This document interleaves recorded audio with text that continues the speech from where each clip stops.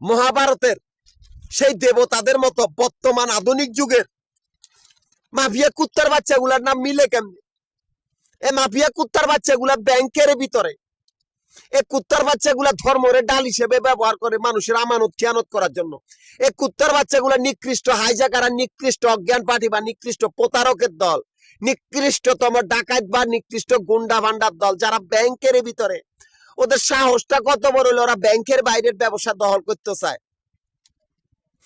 আমি ঢাকা, গাজীপুর, নারায়ণগঞ্জের 3টা জেলা সমিতির প্রধান। আমার কোনো ধর্ম নাই বা আমি স্বাধীন। আমি পথ চলতে চলতে নিজের কক্ষপথ নিজে তৈরি করেছি, সে কক্ষপথে আজ যাইতে পারি নাই। আমি ঢাকা, গাজীপুর 3টা জেলার সমিতির প্রধান, 3টা জেলারই ক্যাশ কাউন্টার, মিরপুর, নবাবপুর, মতিঝিল। এই 3টা জায়গার ভিতরে আমাদের আবাসিক হোটেল বা আবাসিক বাড়িঘরের ব্যবসার হিসাব করা, এখান থেকে আমার অ্যাকাউন্ট চলিতেছে।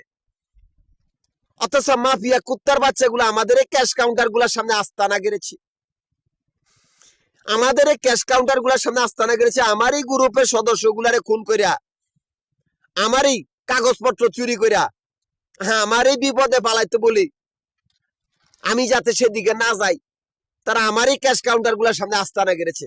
হে মাফিয়া কুত্তার বাচ্চাগুলা স্বভাবটা দেখছো? ওরা মনে করছে আমরা কাঁচা কাম করি, এরা আমাদেরও আমানতের বাহিনী। তোরা লড়লে মরবি, হয় তোরা নিজেরা মরবি, নয় তোরা তোদেরকে আমরাই মেরে ফেলবো। মাফিয়া গ্রুপ, তোদের সাহসটা বিশাল। তোরা গুগো দেখেছিস, গুগো ফাঁদ দেওয়াস নাই, তোদেরকে মারার জন্য ফাঁদ বসাইছি। আমি একটা গ্রুপের এজেন্ট, এত সোজা মনে করেন ওই জায়গার ভিতরে আমার ব্যাংকের বাইরে ব্যবসা। তোরা ব্যাংকের ভিতর আর আমরা ব্যাংকের বাইরে।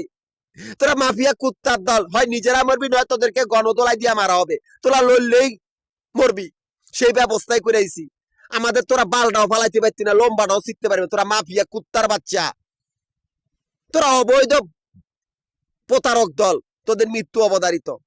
আমাদের কোনো ধর্ম নাই বা আমরা কোনো ধর্মের অনুসারী না, স্বাধীন।